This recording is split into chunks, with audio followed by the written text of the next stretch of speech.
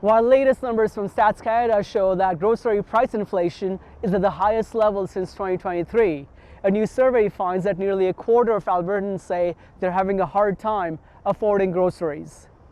While demand on food banks is at an all-time high, the survey by Nextdoor and Angus Reid shows that only 20% of Albertans have donated to a food bank this holiday season. It's expensive for me to buy my own food, so that costs like I can know that I can maybe donate, but not where I like it or not like before. Definitely more expensive just to buy the simplest of things that you need to run your house. As a result, the Calgary Food Bank is seeing record numbers of people needing support this year, but the amount of donations falling well short of what's required. At the Calgary Food Bank, we're really caught in this sort of three-way triangle on this issue because we see an increase in need for our support because we have clients coming to us every day because they cannot afford to feed their families. We see a decrease in donations in the community because folks are struggling to make ends meet themselves.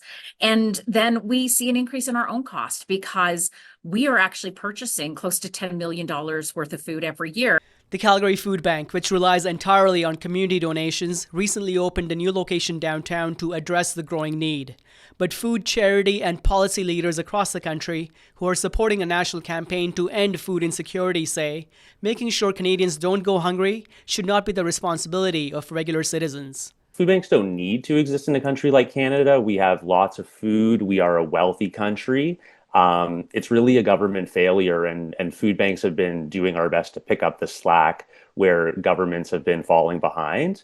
They're advocating for a guaranteed livable basic income, and there is currently a bill in the Senate and the House of Commons in Ottawa to develop a national framework for that. At the very least, we shouldn't allow people to fall below the poverty line. I always say, what's the point of having a poverty line if it doesn't help us keep people out of poverty? At the Calgary Food Bank, Frum says the fastest growing demographic they're seeing is the working poor. She adds that hunger is not a seasonal issue and the need for support will continue in the new year. In Calgary, Amar Shah, City News.